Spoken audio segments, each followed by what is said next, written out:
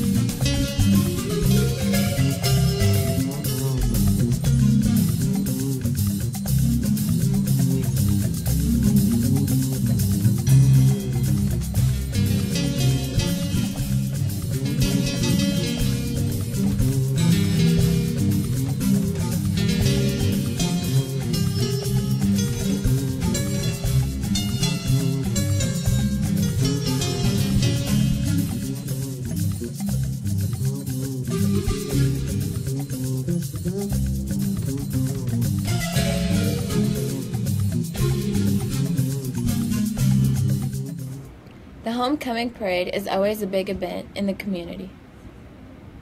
Unlike previous years, the parade began at the 9th grade campus. A light rain fell on the floats. During the week, many organizations put together floats. Some organizations, such as Student Council, put their finishing touches on the floats just before the parade. 5. We put 1, 2, 3, 4. We probably put 8 people sitting here. Who's sitting there? Yep, Where's all tomorrow? it's not me because I'm driving. Well, I'm sitting there. I'll be the first one. Well, it takes careful planning, which we didn't quite do, but that's okay. It works great if you plan it ahead of time. You got to make sure you take care of all your information, getting your float information in so you can be in the parade. And then you have to have a lot of help, and I got a lot of wonderful help, and they do the job very well, and they put a lot of work into it, and we can't wait till the parade. And we just drive along and wave, and oh, make sure you have lots of candy. That's really important too.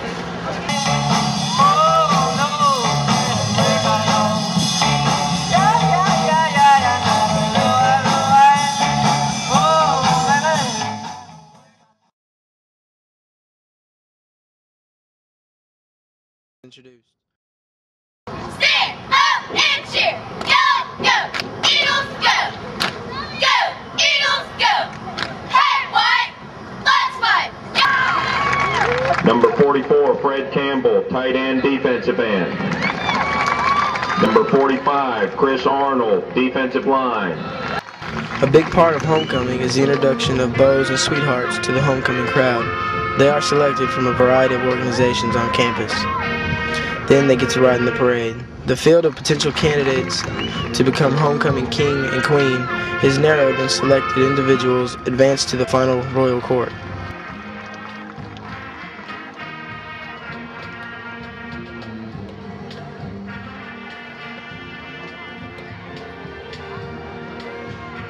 Representing the freshman class, Mr. Joey Godry and Miss Samantha Ferguson.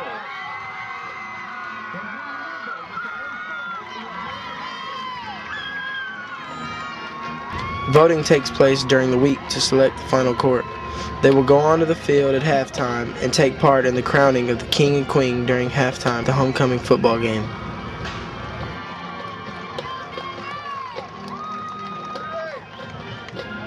Representing the yearbook, Mr. Adam Scobler and Miss Mandy Hawkins.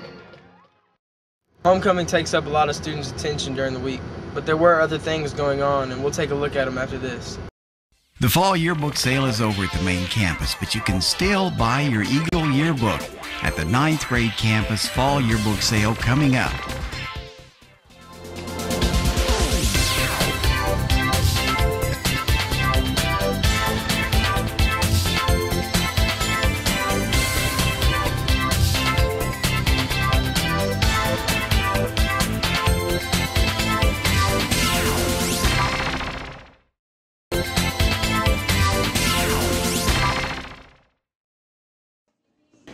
Production of the new Caney High School yearbook is underway, and students expect to sell between 500 and 650 yearbooks again this year.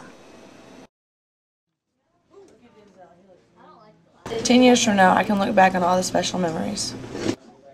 The record was set 2 years ago when close to 700 yearbooks were sold. Well, I tell people what to do. No, I'm just kidding. I assign stories, and I decide what needs to be in the yearbook and what doesn't need to be in the yearbook, and make sure that everything is up to par and fits together and is good. Yearbook students will learn Adobe Photoshop, Adobe PageMaker, digital photography, and how to write features. Yearbook is not as always easy as it seems. It seems like all it is putting a bunch of pictures in the book, and it's a whole lot more than that. It's so much more. You have programs you have to learn, and events you have to go to, and different types of pictures, action shots you have to get, all kinds of things. It's a lot of hard work, and we have a really good staff this year. If you're a sponsor of an organization or an extracurricular activity, the yearbook would greatly appreciate pictures or events or something to let us know what's going on, because we don't know everything that's going on at every time, and we'd like to get as much information about everybody in the yearbook as we possibly can. Hi, I'm Jackie Kaiser at the 9th grade campus. One of the additional things they're doing this year is the Wednesday activity period. During this period, students get help with some important decisions, and some students make posters for the school. What they're doing with posters, we're working with a current advisory program called Connect with Kids that works directly with ABC 13. We have a bunch of, it's the character education, and what they're working on is to get the words out like caring, compassion, peace, citizenship, and it's to get the words out and the vocabulary out so the kids are familiar with it whenever we do encounter the videos on Wednesdays with our advisory program. They can see the relationship between what they've seen on the walls and what they've heard their teachers talk about, and then what they're witnessing in the videos. Justin Kemp here with Nicole Coy, who recently won some prizes at the East Montgomery County Fair. Could you tell us a little bit about those prizes, Nicole? I showed a steer and I won reserve champion, so I won a belt buckle and $6,500. And then I showed a lamb and I won 8th place and I won $1,000. Great. What do you plan on spending the money on? I get a portion of it, but most of it goes in the bank for college. Great. Well, how can other students get involved with FFA like this? They have to get in an ag class and pay $20 to be in FFA, and they could do like an animal project where they could win money, or they could do like a team where just you could win like a letter jacket or something.